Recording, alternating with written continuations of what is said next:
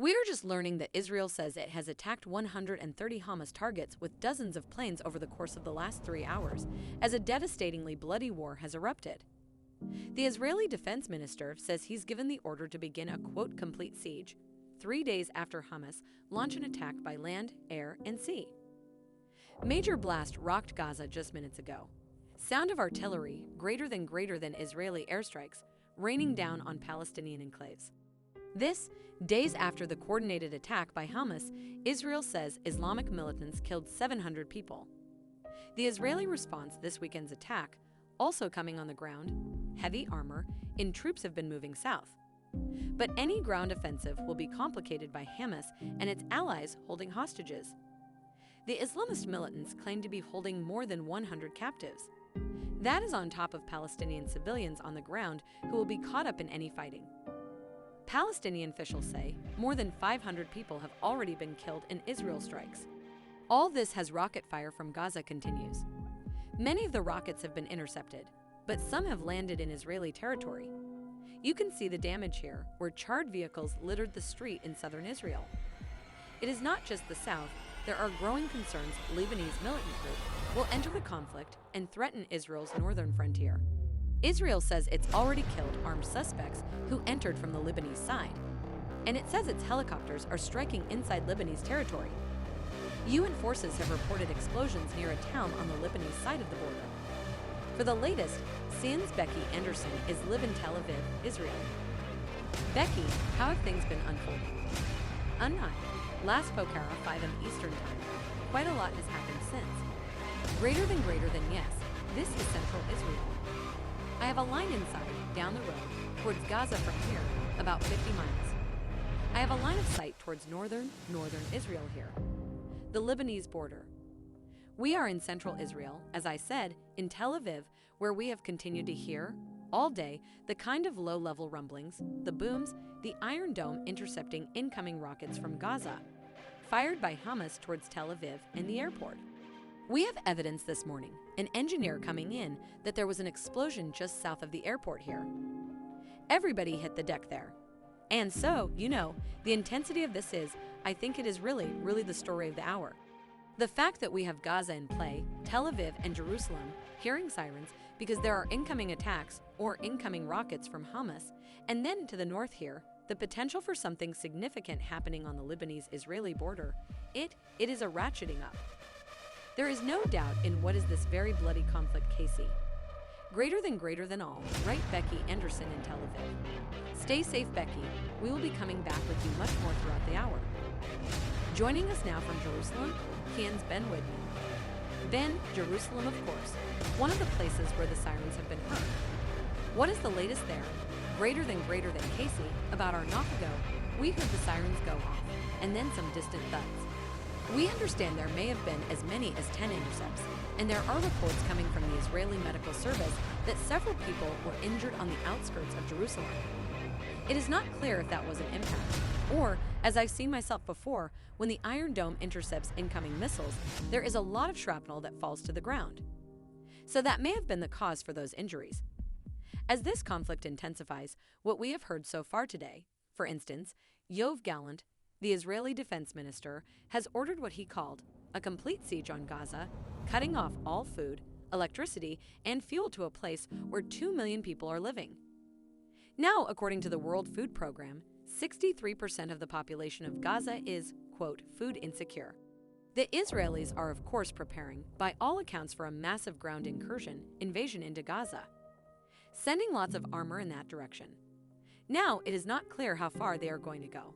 But certainly in 2008, 2009, when there was a prolonged outbreak of violence between Gaza and Israel, the Israelis did cut the Gaza Strip in half.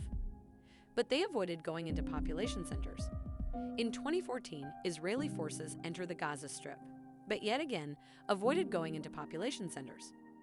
Now the expectation is, this time, given the gravity of the situation, the Israeli operation in Gaza, it will be much more extensive. It may take time for that to happen, but of course, what we are seeing is there are, according to the Israelis, today so far, 130 strikes in Gaza.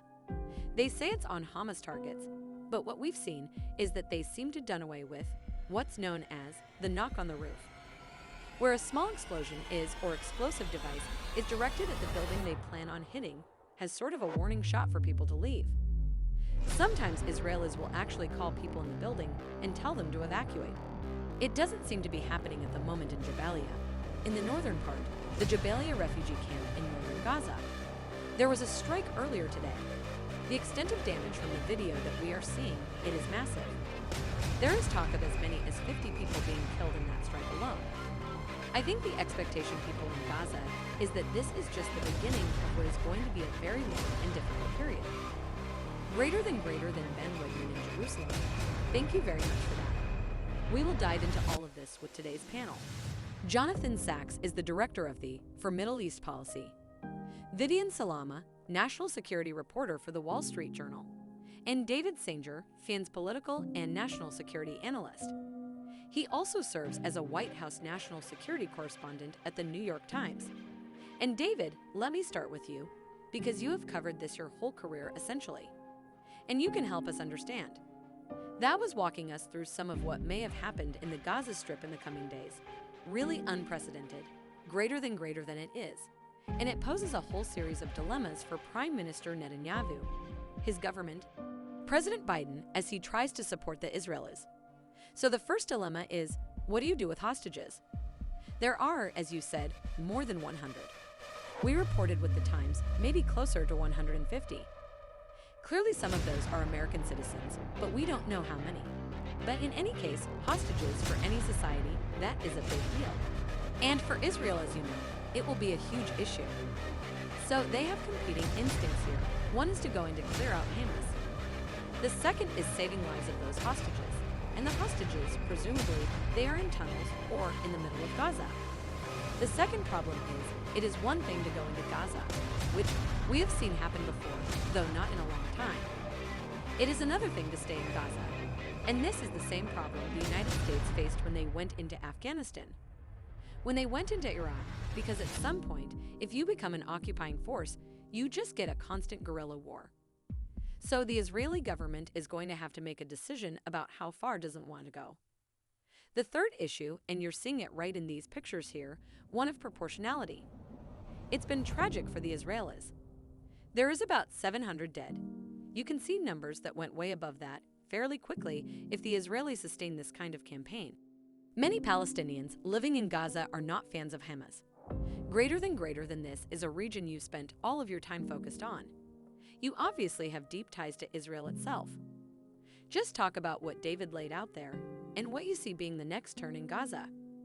Greater than what's interesting and tragic about this case, it's not not another repeat of previous times. Israeli psyche, this is to a large degree Israel's 9 elements. What happened on Saturday was so barbaric and so ostentatious in Israeli minds, and we haven't even seen all the pictures yet, that the mood in Israel is very different than it has been in the past. David spoke very well about the prices Ar would pay if they win, and especially for the state there. Israel is now willing to take prices, and to also, take prices from Gazans, unfortunately, that it wasn't in the past. So we could definitely see a massive invasion. You might also see even an attempt to take down Hamas, which is something Israel has never done. Since Hamas took over the Gaza Strip, taking over the Gaza Strip. We have seen Israel live with Hamas, of course an enemy, but at least something they can deal with. Now, a lot of things have changed in Israel. I don't know if the government will decide to tackle Hamas. It is not out of the question. It was in previous times, but not now. Greater than Vivian, your paper has been reporting some of the origins of this, we obviously haven't quite jumped into the conversation about Iran yet at this table. But it certainly seems as though sources that are speaking to the journal, they say from Hamas and Hezbollah are saying Iran was deeply involved in this. Greater than a number of my colleagues in the Middle East reported that Iran had basically cooked up a plan with leaders in Hamas and Hezbollah as well, trying to find a way to essentially execute this plan. The administration here in Washington denies that. They say they haven't actually seen any direct evidence of direct involvement by Iran in this particular case. But they say there's no doubt that Iran, over the past few years, has been arming, equipping, funding, advising Hamas fighters. And so whether or not they were directly involved, it remains to be seen. The U.S. doesn't have that intel yet, which then raises the question, again, of the intelligence, what American, what Israel knew.